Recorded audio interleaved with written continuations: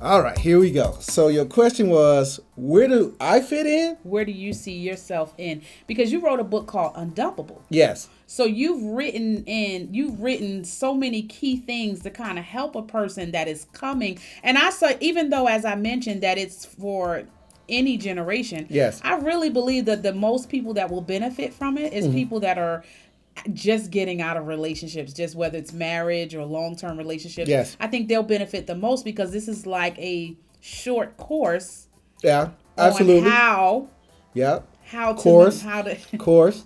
yeah, Course. yeah, Yeah. on Uh huh. how to be able to function or to prepare yourself Right.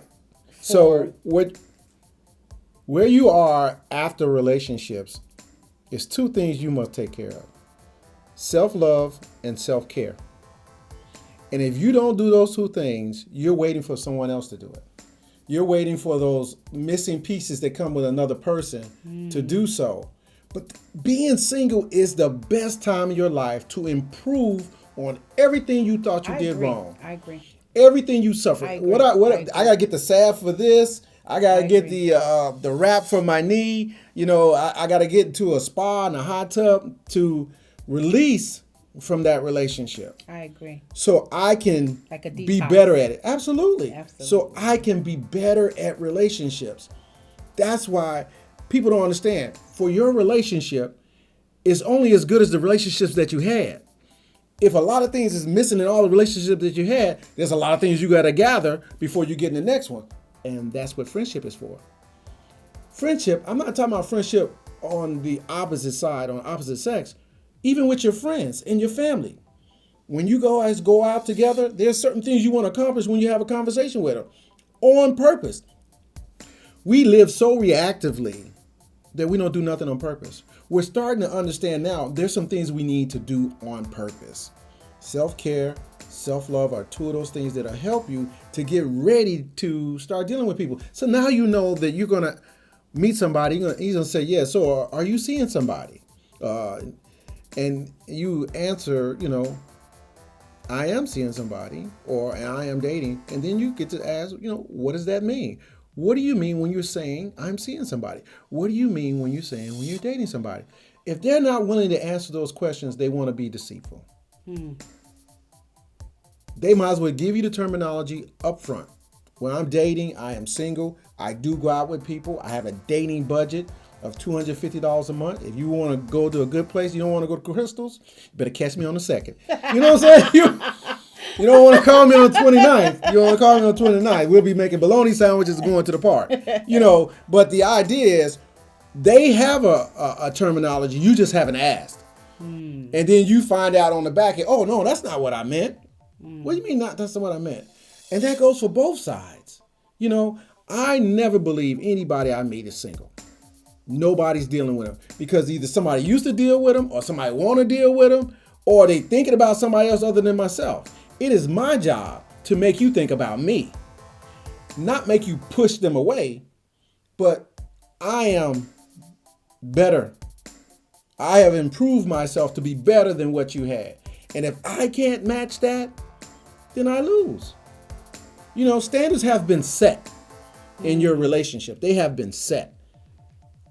Hopefully they're great standards. Because if I remember right, the last man you were married to was the bomb. He was everything. Oh yes. And the standards have been set. Have So you been cannot set. take anything less. So the issue is, me as a man meeting you, I don't know how high that bar has been set. I don't know. So since I don't know, I've got my own personal bar that I must set to the woman that I want to be with. If it works that we come together, then it works that we come together because of that bar set.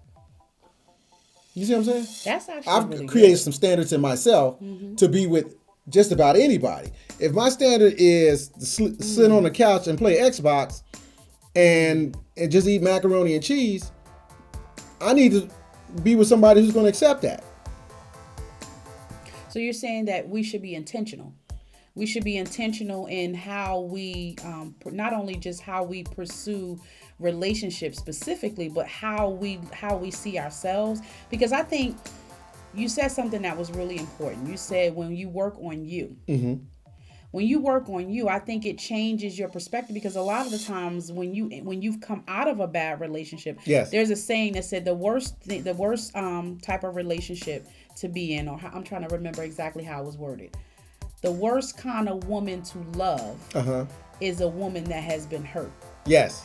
Because you never really get to know. It was somebody, I think it was Steve Harvey, or it was somebody I was listening to. Mm-hmm. And it was on a Strawberry Letter, I believe. And the lady said, I love this guy. He is just so awesome. He is just like everything that I ever wanted in a guy. Right. And the guy, and all of a sudden he just vanished. He just ghosted. Mm-hmm. And so she said that after, I think about maybe 6 months or so, he wrote her a letter, and he said that he was genuinely wanting to know who she was, but he couldn't figure out who she was because she was so consumed into him that he couldn't see her. Right.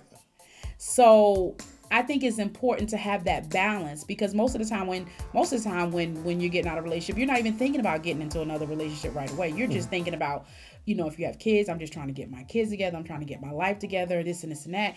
But sometimes, when I said earlier, relationships sneak up on you. You could be minding your own business, at Walmart, doing your own thing. I run my cart into your cart. Yeah. I've tried that 3 times. I'm the cart bandit. When I met my late husband, that was exactly the thing, because I just had these preferences. We're taught these preferences. He should look like this. He should have this and this and that. And preferences are okay, but sometimes I realize in my own personal situation that I almost missed somebody because of a preference. Absolutely. That I had. So what do you have to say when it comes to people having preferences? It's good to have preferences. There's a reason why you have them, but that's not the brick wall there. Give me a reason to go beyond my preference. That's what that man said to you. He said, I'm going to give you a reason that I don't have to be 6 foot tall and light skinned. And he showed you. Yeah, he did. You just have to have the vision to see what a good man is. Most people don't. So the only thing you have left is preference. Really good. That's all you got. You got to have something. You just can't have nothing. Right. But people will say, they have no preference. When I say, would you date a man 7 feet tall? No, he's too tall. Would you date a man 4'11"? No, he's too short. So I'm hearing a preference in there. So he got to be between 5. You see what I'm saying? Right. So we do have them, but allow there to be an override button. Give me something to make say, well, you know what? Damn it. I don't care. I know I like light-skinned women who are 6'3", and they got to play basketball. And then I don't meet any. Now, if you have a preference and your preference is that important, then you're going to have to keep dating those women within that preference until you find the one. So that reduces the number of people you could possibly meet if you stick within that preference. Now, are you bold enough to do that? Then you get what you get. If you end up single because of your preference, then that's what you get.